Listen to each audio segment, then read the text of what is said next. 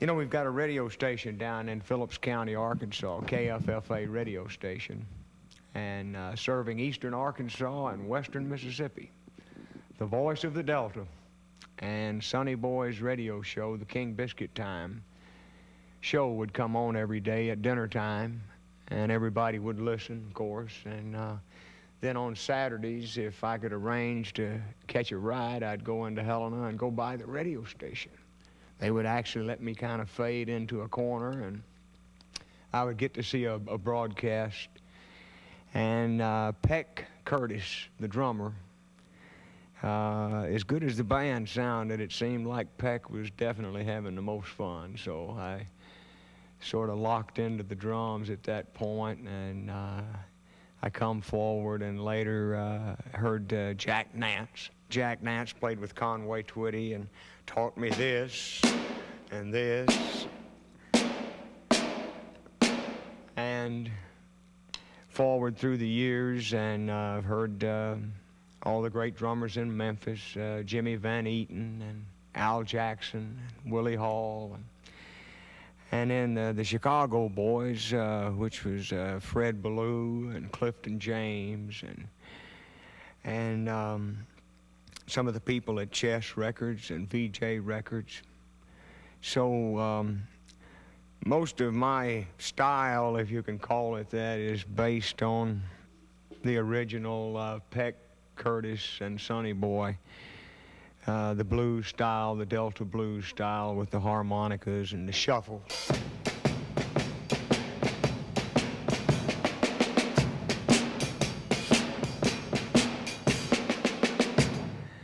And a lot of harmonica, a lot of guitar, a lot of bottom. And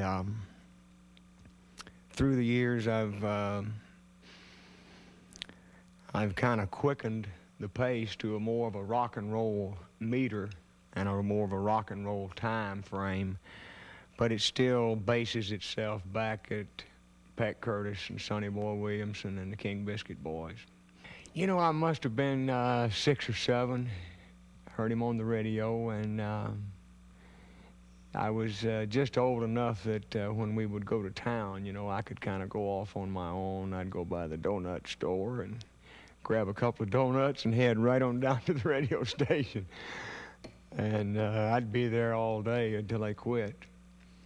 And then sometimes Sonny Boy, they had a bus, the King Biscuit bus, and it was sort of a school bus, only shorter and funnier looking, with the writing along the sides, and they would load the piano up into the back of it, open the back door of the bus, pull the piano up to the door, and Peck would set his drums up on a tarpaulin down at the back of the bus. Sonny Boy and everybody would set up and play, and the piano would sit in the back of the bus.